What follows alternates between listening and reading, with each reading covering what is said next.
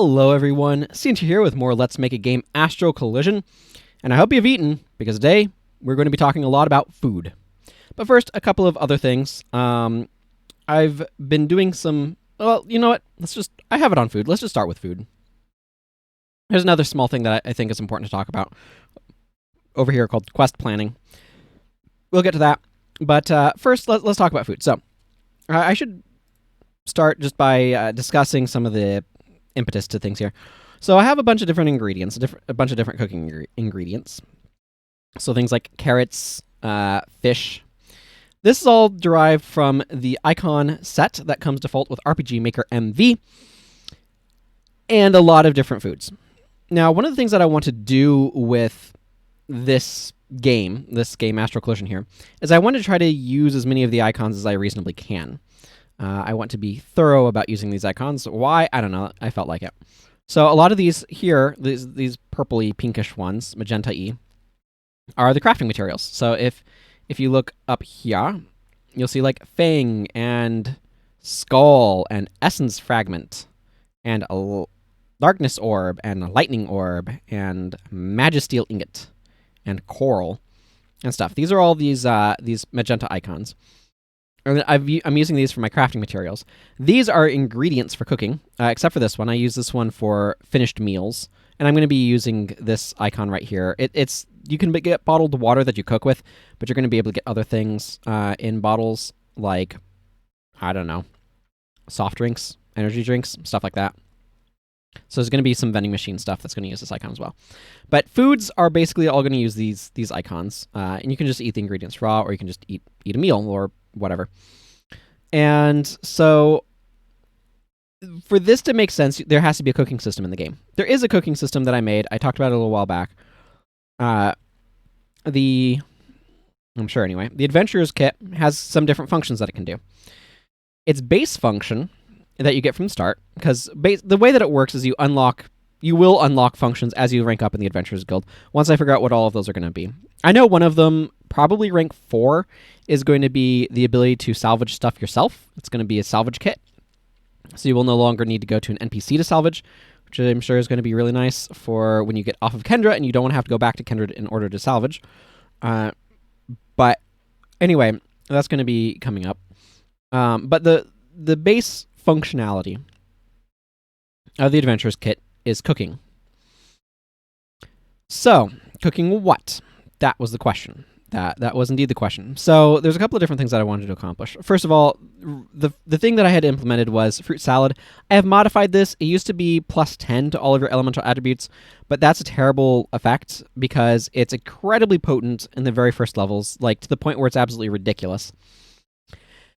And then it's basically worthless once you get to a certain point where 10 attributes just doesn't matter anymore. The levels, remember, I should come from the other side.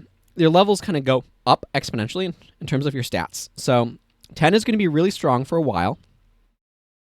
And I'm making sure that my hand's going the right way here. And once you hit a certain point, it's just going to not matter as much. So it's going to drop off precipitously at a certain point. So instead of having it be +10, which was designed for early game stuff being really powerful and can cause all sorts of balance problems, I just set it to be 10% to all of your elemental affinities. However, so that's your fire, water, earth, and wind, air, whatever we want to call it. I'm calling it wind usually, stat, but it's those stats. But I have a lot of ingredients. I need you to be able to use these ingredients. Now, that brings me to this spreadsheet again. So over here, we have all of the different ingredients. These are all of your cooking ingredients: carrot, onion, potatoes, meat, fish, mushroom, nuts, orange, grapes, apple, bread, olives, egg, cheese, berries, cherries, sausage, salt, bottle of water, basil, herbs, lettuce, bell pepper, and tomato. And next to it, you'll see a field of X's on green. Basically, what this was a way for me to keep track of and tally things. Over here, you can see there are 36 recipes that you can cook. There's actually 37 in the game because the base one of the fruit salad is not in here because these are all the ones that I added. But there's a bunch of different recipes in the game that you can now cook. And this was me making sure that I was distributing ingredients. I will also add that the maximum ingredients for cooking anything is 4. I think I could actually fit a 5th item onto the list, but for some reason when I was working on this, I thought it was only 4, and I don't feel like going back and revising any of the recipes. So anyway, the various foods you can cook are a club sandwich, a breakfast sandwich, trail mix, fish and chips, camp stew. Actually, it's better if I look at it in the thing over here. Let's adjust this a bit. So club sandwich, right over here in the note field, I have the ingredients that are used to make it. So, for example, the club sandwich takes bread, meat, tomato, and lettuce. Could also be a BLT. Like, meat's a pretty ambiguous term. You can kind of interpret it how you want. Breakfast sandwich is bread, eggs, sausage, and cheese. Trail mix is nuts, berries, and grapes. Grapes here representing raisins. Fish and chips is fish and potatoes. Because, of course, what else would it be? Camp stew, carrot, onion, meat, potatoes. Vegetable soup, bottle of water, carrot, herbs, and bell pepper. Tomato soup is bottle of water, tomato, and salt. Fried mushrooms are mushrooms and salt. Sausage omelet is egg, cheese, bell pepper, and sausage. Egg and hash browns is potatoes, egg, and salt. Caprese salad is lettuce, cheese, technically mozzarella, I think, tomato, and basil. Again, a bunch of these are kind of abstract, but we don't have a bunch of different cheeses. It's not trying to be an overwrought cooking system, right? Sausage pizza, bread to represent the crust, cheese, tomato to represent the sauce, and sausage to represent the sausage. Veggie pizza, bread, cheese, olive, and mushroom. Now that I know that there's more room, I may go back and add tomato to this, but I don't know. For the sauce again. Fire roasted fish is just fish and salt. Baked potato is potato, herbs, olive, and cheese. Summer salad. There's actually a salad for each season, but they're kind of separated because I did them in different orders. Anyway, this one is lettuce, berries, basil, and orange. An autumn salad is lettuce, nuts, apple, and herbs. Tacos are bread for the shell, meat, lettuce, and cheese. Again, abstract, right? This could just as well be a cheeseburger, but tacos. Fish medley is fish, nuts, onion, and cherries. I didn't quite know what to call this, but I was thinking of like a slightly fancier dish where you've got like, I don't even know what the proper term would be, but a kind of chunky sauce thing that goes on the fish. Berry tart is bread and berries. A winter salad is a lettuce, carrot, olives, and mushrooms. A spring salad is a lettuce, bell pepper, basil, and grapes. Apple jam toast is bread and apple. And so we have a couple of different toast variants. That's bread plus a fruit. Orange marmalade toasts, berry jelly toast, grape jelly toast. I skipped over the cherry jam, but hearty soup, bottle of water, onion, potatoes, and meat. Mushroom omelet, egg, mushroom, tomato, and bell pepper. Fried egg is just egg and salt. Fancy scrambled eggs are egg, herbs, and salt. Mushroom melt, like the flavor of things, like what the words are and the ingredients kind of like does a lot to kind of make these feel different as well, just in terms of like, what's the difference between a fried egg and fancy scrambled eggs?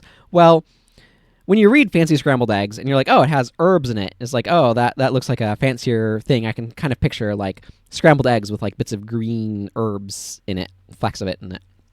Whereas a fried egg is just like, it gives a different mental picture, right? Even though these are very similar ingredient-wise.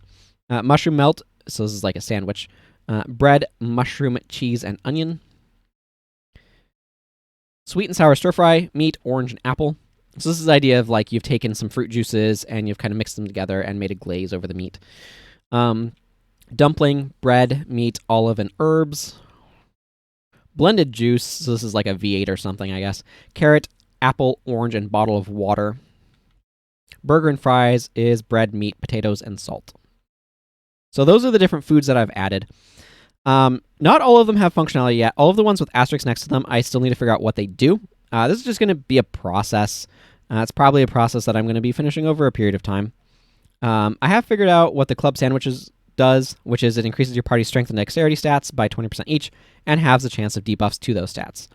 So that's and like just to kind of go over the process here, I had to first figure out what all of these things were going to be, check stuff off.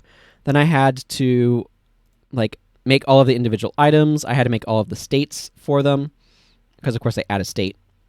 So, for example, right here is a club sandwich. And then and you can see it halves the rate of debuffs for attack and defense, which are strength and dexterity, and increases them by 20%. I don't know. This is probably pretty good. And then I had to go and hook up all of those states. So you'll notice over here, like it adds state, fire roasted fish, for example. So I had to go through that whole process, which was quite the process. But not just that. No, it wasn't just the creativity of trying to figure out what these are. It wasn't just the like tedious process of like adding in the states and all of that and adding in the names and all that. No. It was adding it to the crafting recipe. So we have our crafting station, which is cooking, which uses recipes. Nice old list. This was actually pretty easy to add because I could just hit enter, type in the number, hit enter, enter, type in the number, enter, enter, type in the number, enter to confirm the number, and move on. This wasn't too bad to fill in. What was a gigantic pain in the rear end was the recipes, because this is not the cleanest interface to work with. What I'd basically have to do, you can see they start right here, right? Is I'd have to go in, I'd have to make the entry, I'd have to select the food. Now I could just scroll down, right? But then I have to go into the materials used, I have to go into which one it is, and I have to go up into the thing. And even if they use the same ingredients, like salads were in a row sometimes, and they both use lettuce, right? I have to go, okay, this lettuce, which one of these is lettuce? Because I don't know what required item 75 is. I have to click on the thing to be able to see it. In other words, this interface is just not the most intuitive. It's quite tedious to work with. So this just took a while to do. This requires one of those. Some of these recipes require multiple of certain things. It's probably easiest to see it in game though. I don't need to change anything here. So I went through that process of like figuring those out. Like I said, most of them don't do anything special yet because I still need to figure that out. But just the process of coming up with them and entering them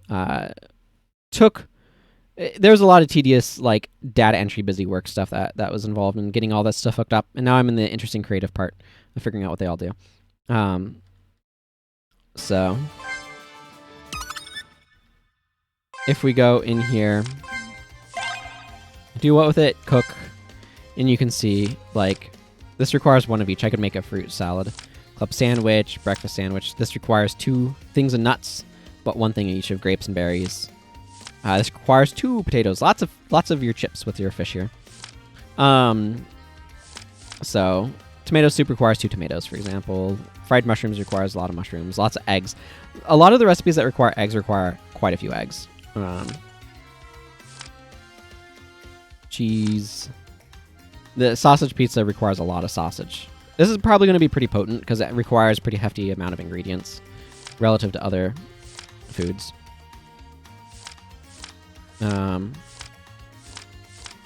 So yeah, this is what it looks like in game.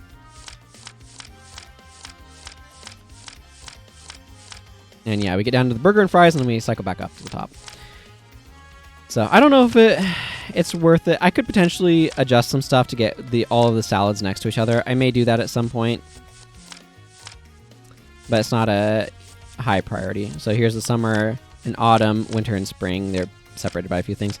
All that I need to do to rearrange this, as far as I'm aware offhand, is just to reorder them in the list of ingredients, or the list of recipes that the cooking uses.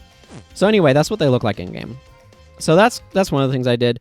The other thing I did was not get very much sleep this past week, which I don't know why. I just had a really hard time falling asleep, and I kept waking up too early and stuff, and that definitely impacted things. But another thing that I realized was I needed to figure out what was going on with quests. So I haven't added any more quests. I think last time I got the orange quest working, or talked about it or whatever. They're in the warehouse here. This guy wants 100 oranges. You can get him 100 oranges. I fixed up some of the dialogue stuff that was wrong. Where do I want oranges from? I don't really care where you get them, though it is my understanding that Sycamore has a farmer's market in the mornings where you might be able to buy them. He doesn't really care where you get oranges. So I cleaned up some of that stuff. And made sure it all worked properly, but anyway, and like, yeah, this should remove the orange delivery quest when you get it turned in and all that stuff. But like I said, I needed to figure out what I was doing with Kendra and quests. So I made a document for quest planning. So one of the other things I'm thinking is that each world region will have like a silver chain. So for quests, just so you know what the heck it is that I'm talking about. Sure, whatever, this will work. I'm using these icons right here, these stars, for the quest icon, like the quest items, because quests are a hidden item that then has a special viewer to be able to view them. That's how the quest log works. And so there's gold for primary quests. These take you through the main story of the game. Then there's bronze, which is just like simple one-off, or they're simple quests, right? They're just simple like world building quests that have you do stuff. Then there's silver, which what I've decided is silver is going to be for a specific quest chain for the area that kind of tells the story of the area to some extent. It's probably going to be focused more on that area, and primary stuff is probably going to like there's going to be other quests that then like deals with some of the overlap, because overlap will happen as the game progresses.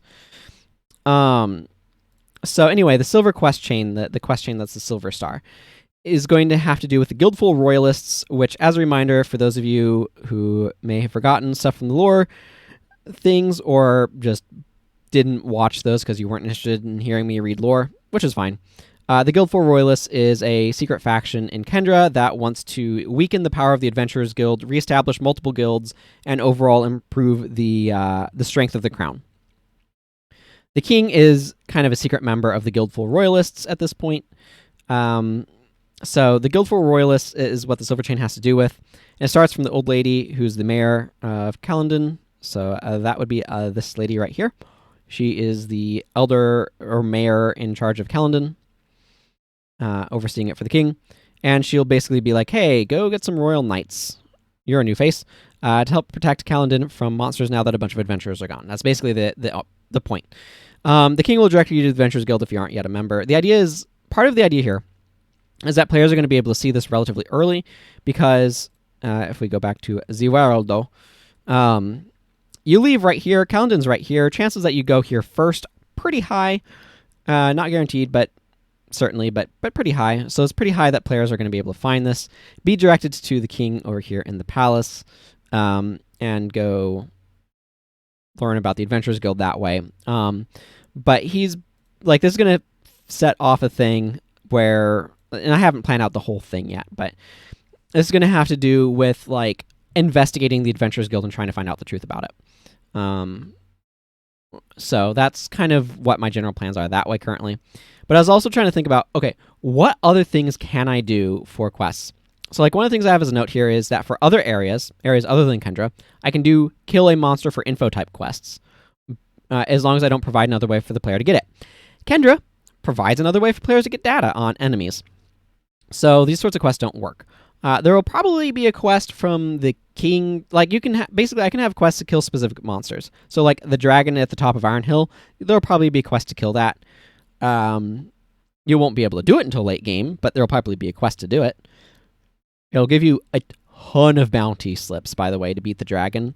It's going to be worth so many bounty slips, because like it's been there for 1,000 years and nobody's been able to defeat it.